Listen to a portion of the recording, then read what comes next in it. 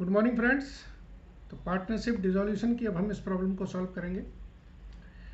A B C D sharing profit losses in the ratio 4:3:2:1 decided to dissolve the partnership on 31st March 2012 when their balance sheet was as under. Creditor दे रखे हैं, employ provident fund है, capital account के 2 debit balance है, 2 credit balance है, assets दे रखी है। आगे लिखें। One of the following information is given to you. One of the creditor took over some of the patent whose book value was 5,000 at a valuation of rupees 3,200. Balance of the creditor were paid at a discount of rupees 400. There was a joint life policy of rupees 20,000 not mentioned in the balance sheet, and this was surrendered for rupees 4,500. The remaining assets were realized as under. Expenses of the realization is this. D became insolvent and a dividend of rupees 25 paise in a rupee was received in respect of the firm claims against his assets. Prepare necessary ledger accounts. तो friends इसमें 4 partner हैं, 2 instalment, 2 debit balance है, लेकिन instalment एक ही है, यानी कि सी जो है सॉल्वेंट तो है बट डेबिट बैलेंस है, तो सी डेफिशिएंसी बियर नहीं करेगा। तो हम जैसा जानते हैं, एक हम रिलायंस अकाउंट बनाएंगे,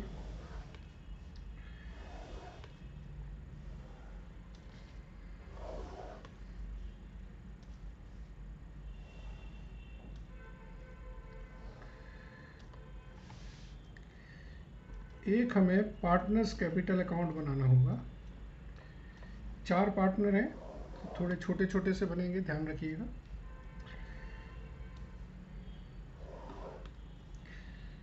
ए बी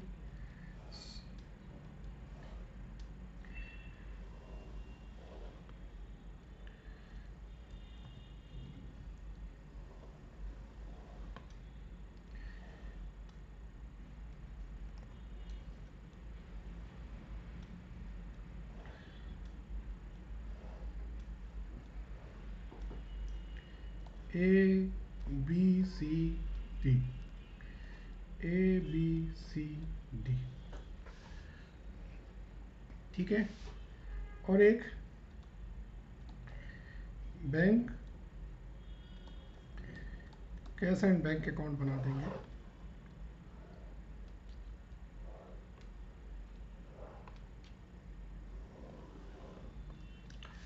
चलिए, तो फ्रेंड्स देखते हैं क्वेश्चन को। सबसे पहला जो डिसोल्यूशन का रूल है कि पूरी बैलेंस शीट रिस्पेक्टिव जगह ट्रांसफ़र कर दें, तो पहले हम वही काम करते हैं। एसेट से ले लें, बैंक अकाउंट है 535, तो बैलेंस ब्रॉट डाउन 535। इसके बाद बाकी एसेट्स लें, तो दिए हैं debtors, stock, prepaid expenses, plant and machinery and patent. तो 2 debtor, 2 stock, 2 prepaid expenses, 2 plant and machinery and 2 patent. Value ले लें। डेटर है 15,850, 25,200, 800, 20,000, 8,000। ये मैंने बैलेंस शीट से वैल्यू ट्रांसफ़र कर दी। अब इसके बाद डेबिट बैलेंस है पार्टनर्स कैपिटल के, तो यहाँ पर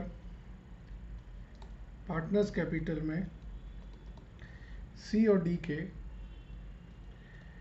जो बैलेंसेस हैं वो लिख देंगे, ठीक है। अब क्रेडिट साइड में आ जाएं। क्रेडिटर दिए हैं और ईपीएफ दे रखे हैं।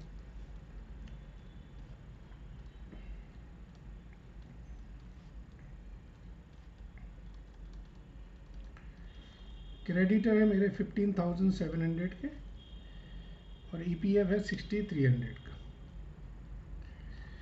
ठीक है। ए और बी की कैपिटल अकाउंट दे रखे हैं 40,000, 20,000। सो फ्रेंड्स, सबसे पहले हमने क्या किया, पूरी बैलेंस शीट ट्रांसफ़र कर दी। इसके बाद अब जो जो कंसेप्ट क्वेश्चन में दिए हैं उनको लिखें। पहला एडजस्टमेंट है, उसको हम करेंगे थोड़ी देर में, बाकी दूसरे और तीसरे एडजस्टमेंट को करते हैं। तो यहाँ पर एसेट्स रियलाइज्ड होंगी बाय बैंक, एसेट सेल करने से जो पैसा आएगा। थर्ड पॉइंट से देखें, debtors stock plant and machinery, debtor से मिले मुझे 10,800, स्टॉक से मिल रहे हैं मुझे कितने, 15,600, प्लांट एंड मशीनरी से मिले हैं 12,000, पेटेंट से भी कुछ पैसा आया है, बताएंगे। इसके लिए मुझे वर्किंग नोट पे जाना पड़ेगा। जॉइंट लाइफ पॉलिसी जो पहले से नहीं थी बुक बैलेंस शीट में, लेकिन बाद में 4500 रुपये रियलाइज हुए, ठीक है। और कुछ है नहीं। अब पहला पॉइंट, मतलब दूसरे और तीसरे पॉइंट मैंने कर दिए, पहले पॉइंट को ज़रा स्टडी करें। ये बहुत इंपॉर्टेंट पॉइंट है। जब कोई एसेट्स किसी लायबिलिटी के द्वारा ले ली जाती है, तो देखिए फ्रेंड्स, हमारे पास है पेटेंट और है क्रेडिटर। ये वर्किंग नोट हमें बनाना पड़ेगा। टोटल पेटेंट हमारे 8,000 के हैं और जो टोटल क्रेडिटर हैं वो कितने के हैं, 15,700 के हैं। अब इन्होंने बताया है कि 5,000 के पेटेंट ले लिए हैं 3,200 पर। क्वेश्चन में पढ़िए, ध्यान से लिखा है। One of the creditor took some of the patent whose book value 5,000 at a valuation of ₹3,200। तो अब जो बैलेंस बचता है,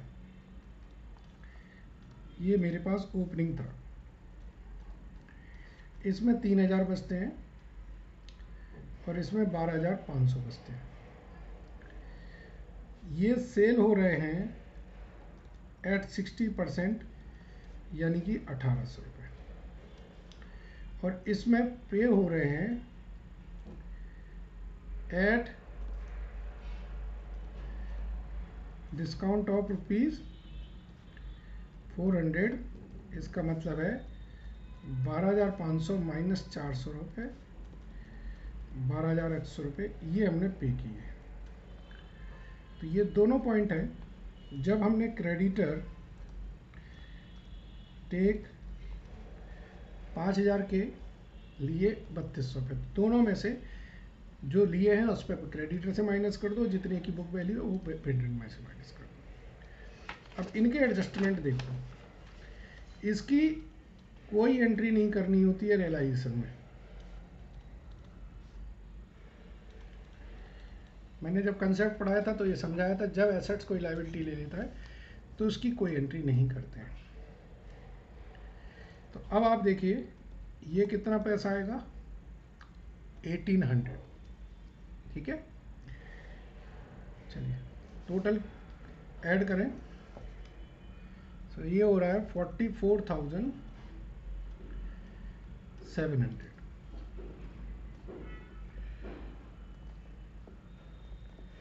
रियलाइजेशन अकाउंट से 44,700 आ गए।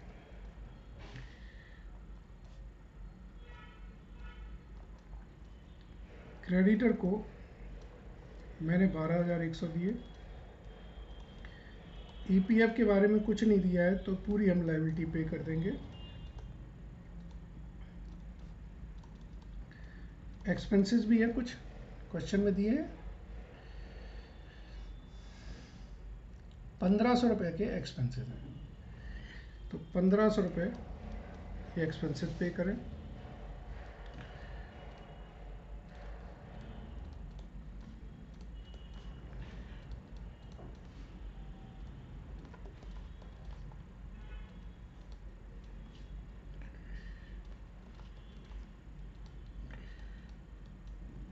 ठीक है जी। अब देखिए कोई बैलेंस चीज बच रही है? नहीं बच रही है, तो इसका टोटल करें।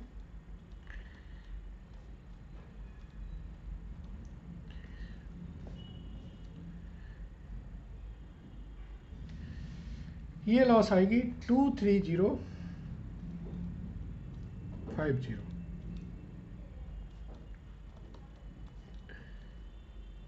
ए बी सी डी चारों में बढ़ जाएगी। 9220 6915 4610 2305। So to realization account 9220 6915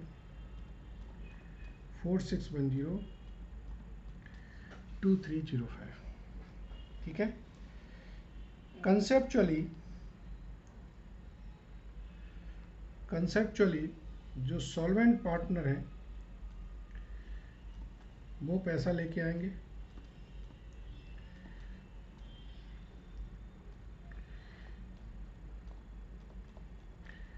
ठीक है।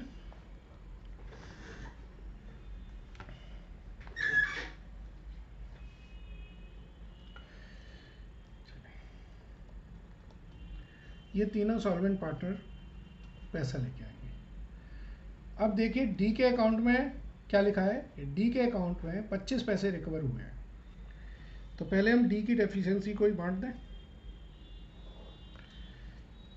टोटल इस तरफ हो रहा है 10720। ठीक है। दूसरा वर्किंग नोट बना लें।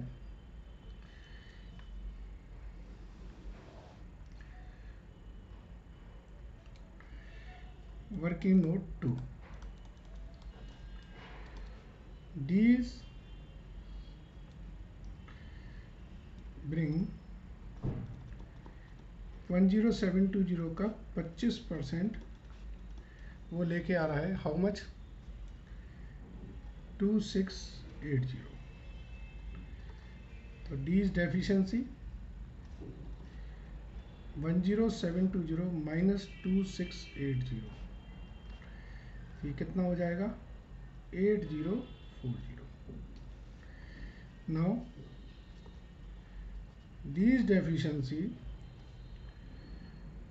shall be borne by A and B having credit balance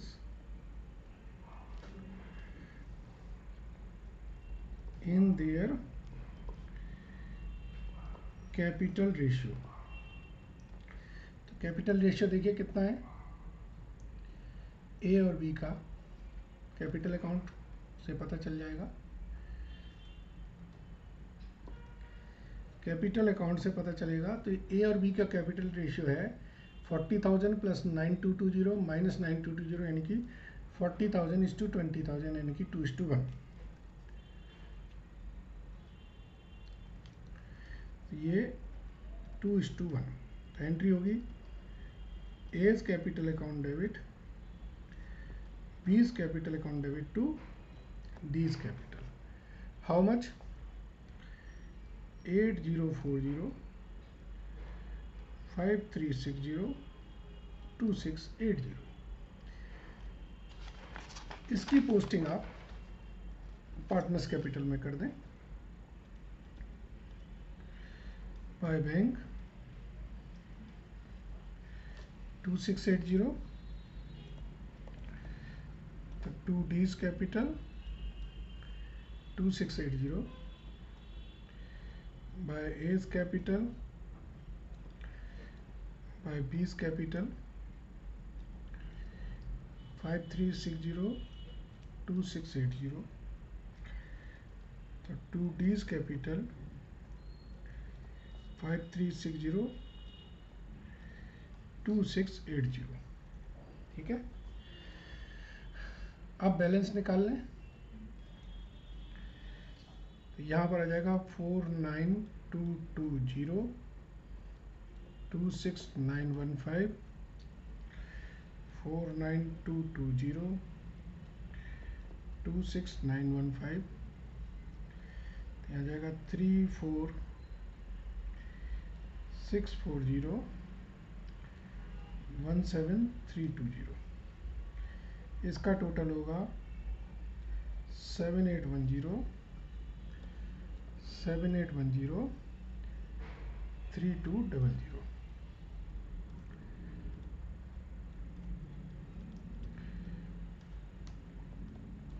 to C's capital से 3200 आएंगे, to A's capital, to B's capital, to C's capital से रियलाइजेशन की लॉस आएगी 9220 6915 4610। और बाय एज कैपिटल,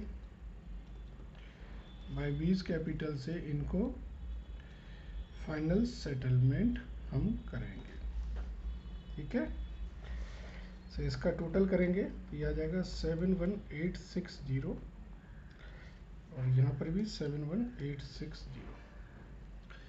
देख लीजिएगा, ये टोटल टैली होगा आपका। सो आई होप क्वेश्चन पूरा क्लियर है आपको। इसमें दो चीज़ें थी, चार पार्टनर में एक पार्टनर इंसॉल्वेंट हो रहा था डेबिट बैलेंस वाला, और एक डेबिट बैलेंस वाला सॉल्वेंट था। तो इसको हमने समझा कैसे करेंगे। चलिए, थैंक यू।